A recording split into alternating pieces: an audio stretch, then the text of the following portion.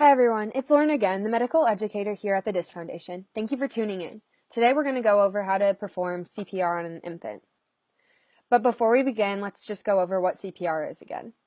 CPR stands for cardiopulmonary resuscitation, and it's a technique that combines chest compressions and rescue breathing in order to deliver oxygen to the body when a victim is experiencing cardiac arrest. Infant CPR is for infants less than 1 year old, excluding newborns. To perform CPR, you need to do the following steps. First, ensure a safe scene. Assess the victim for responsiveness. Then call 911 and get an AED. Check to see if the victim is breathing normally and if they have a pulse. Perform 30 chest compressions. Deliver 2 rescue breaths. Continue CPR at a ratio of 30 chest compressions to 2 breaths. Use the AED once it's brought to scene, and then continue performing CPR and using the AED until help arrives. So, during your initial assessment of the victim, you want to make sure that the scene is safe, because you don't want to become another victim yourself. Then check the victim for responsiveness by tapping them gently. Basically, you're trying to wake them up as if they were sleeping. And then keep in mind that the victim may have suffered a trauma, so try to be as gentle as possible.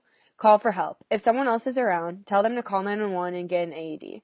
Otherwise, call 911 yourself on a cell phone if possible. Check for normal breathing. Gasping does not count as normal breathing. So if the infant is not breathing or not breathing normally and someone was around to get an AED, you may begin CPR. If the infant is not breathing and no one is around to call 911 and get an AED and you witness the arrest, you should leave the infant to do so yourself.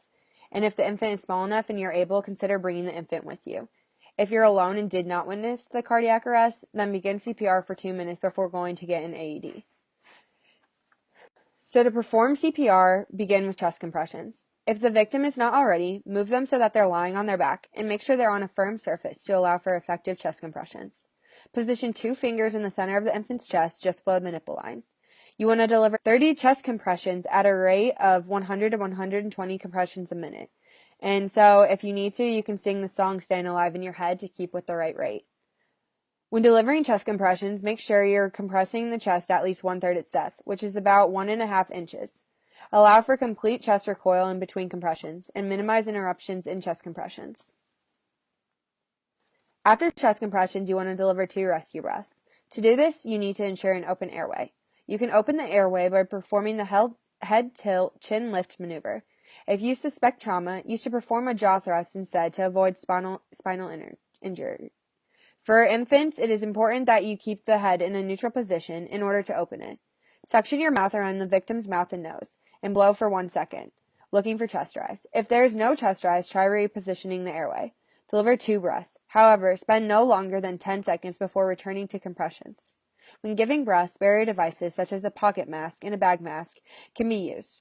Rescue breaths are more important in child and infant CPR because children often were experiencing respiratory issues prior to going into cardiac arrest. Don't forget that you can certify online in CPR.